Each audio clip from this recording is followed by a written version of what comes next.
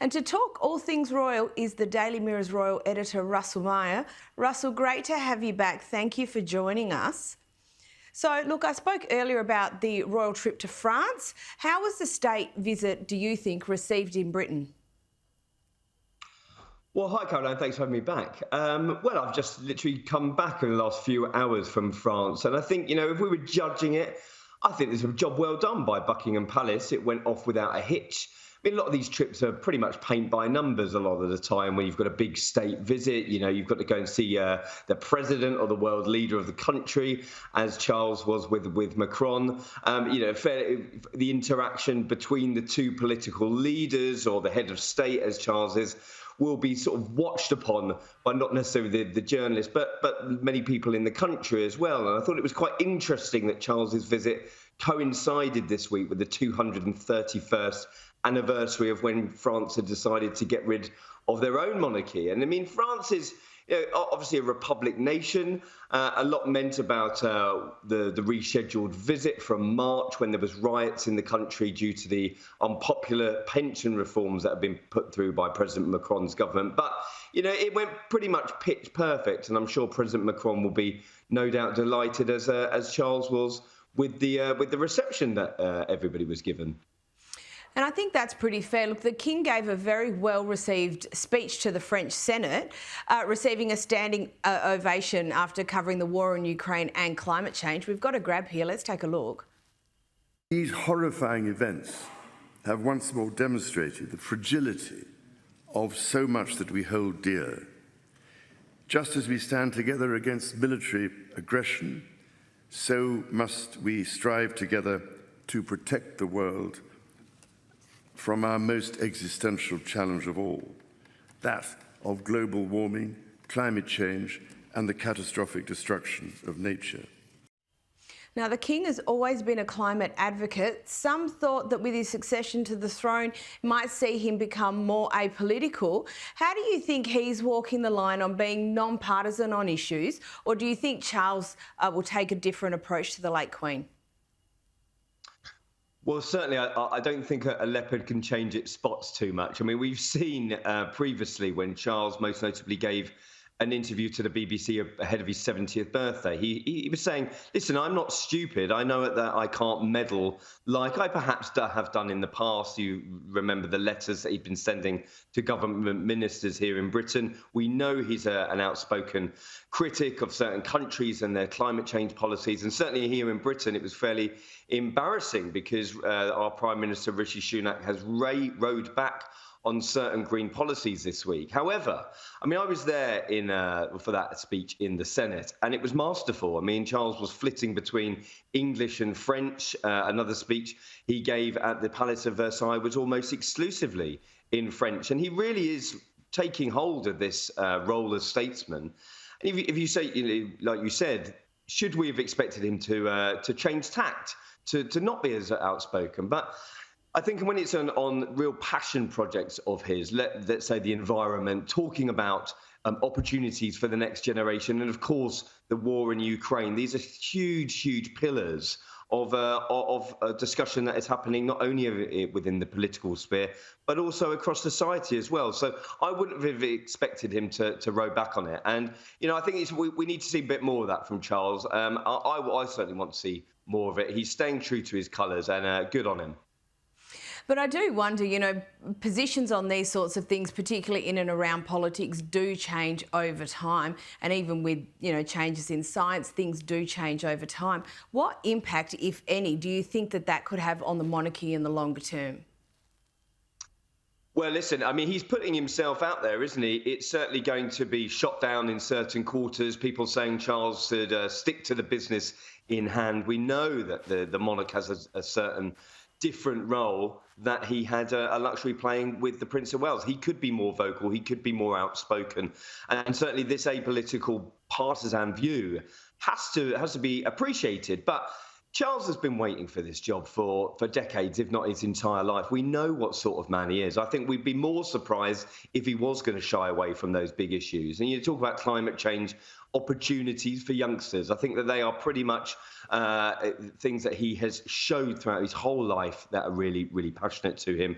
And when we sort of speak about the war in Ukraine, well, there's not many countries across the world that don't agree against Russia's aggression in the country. So the fact that Charles is using his platform, he knows he's standing on a global stage there in France, and it's obviously got huge coverage, and that's why we're talking about it. And I think that not only the French, but the Ukrainians and the British will really appreciate that across the world.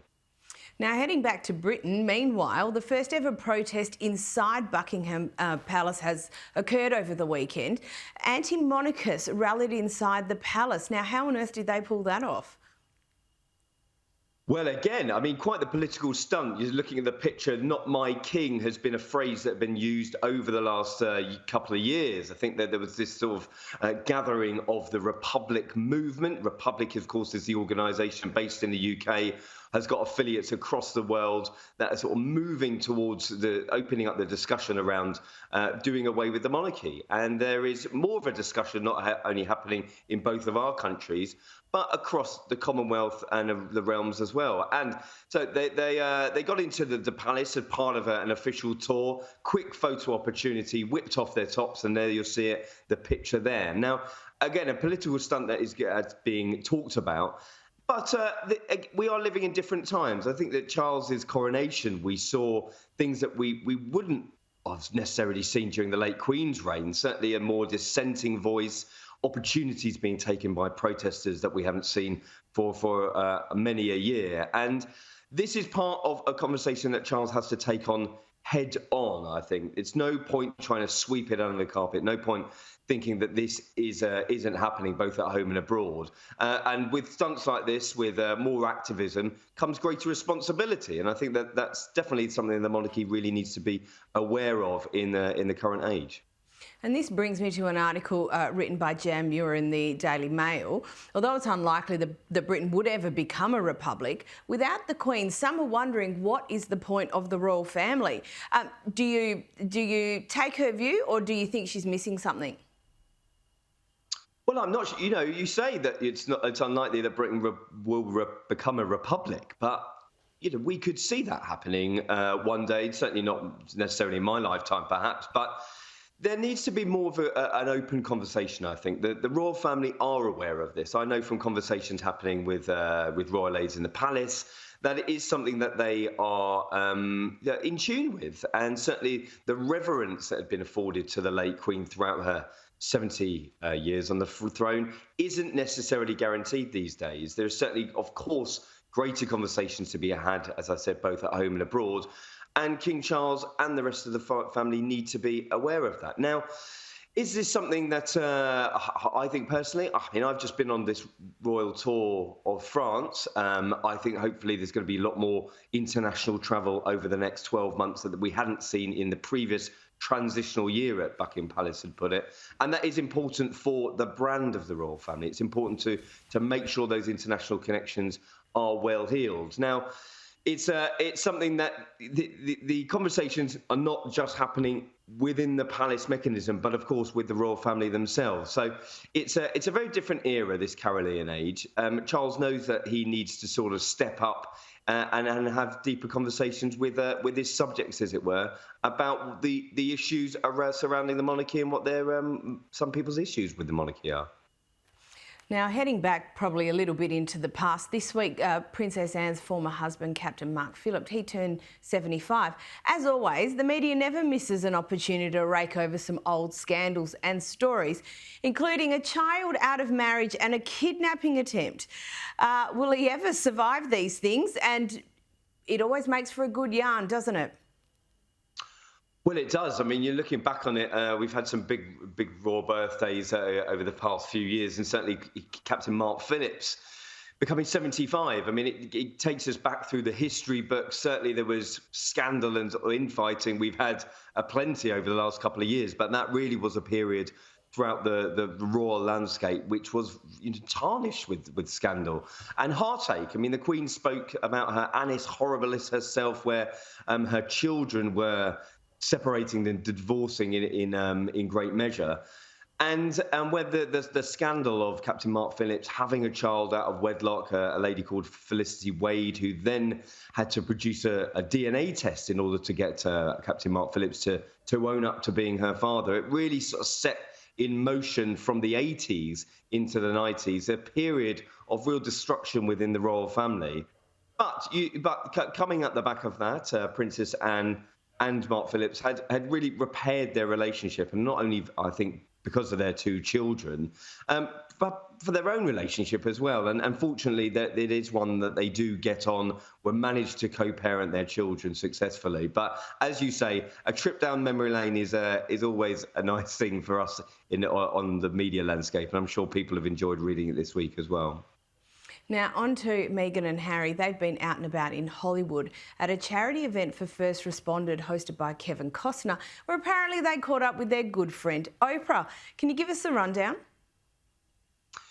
Well, I mean, it was literally a who's who of big Hollywood bigwigs. It was from the 805 Live event that Kevin Costner has hosted at his $21 million Santa Barbara mansion. And again, you look at who was there. Oprah Winfrey was there, which obviously people were straight zoning into the pictures of them and of Harry and Meghan with Oprah Winfrey, because just over 2 years ago now, we had that huge interview that really set alight the royal landscape and just destroyed the royal foundations in terms of their relationship with the rest of the royal family, and made the late Queen's last years with her family pretty fraught indeed. But is this a new opportunity for Harry and Meghan? Of course, they're now living in California. What is next for them? We haven't seen too much of Meghan in recent months. We have seen quite a lot of Harry, of course, back for the coronation, riding solo, and then back just a few weeks ago, tying in with the late Queen's passing. But what is on the horizon for these two? We've seen that they need to make an awful lot of money to keep their newfound Californian lifestyle afloat. Are they going to be mixing with some new production executives? Were they rubbing shoulders with the Hollywood bigwigs, trying to get their new latest projects off the ground? Who knows? Maybe they were just there for the charity do. But when Meghan and Harry are involved, there's normally some things cooking, aren't there? So I'm waiting and watching to see what they come out with next. And we know that Meghan has been involved in a trademark tussle over the last year or so in relation to her Archetypes trademark application. We understand that application has been withdrawn. Her failed podcast has been dropped. What is actually next for her?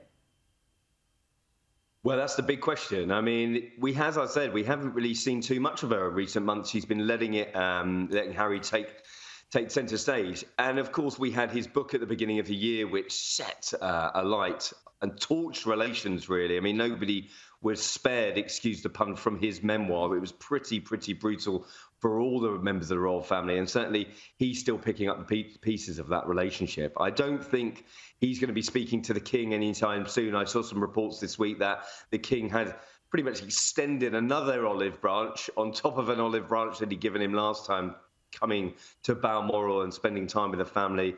Harry had said that wasn't possible, and my understanding is they haven't spoken properly for many months. And what is next for Meghan? I mean, she has sort of moved into the background. We did see them at the Invictus Games in Dusseldorf. Huge success once again for Prince Harry that we've been all together behind over the past few years. But as I said, they've created this lifestyle where they need to earn an awful lot of money to keep up appearances. They're living in the Montecito, the not only the millionaires, but the billionaires playground in California. So she must be planning what her next stage is. Is it going to be a lifestyle blog? Is it going to be sort of a wellness book, a new podcast? I mean, the last one didn't work out too well, so maybe they've got to try and sort of sit back, regroup, and work out what their next stages are. But whatever it is, people are going to be talking about it, that's for sure.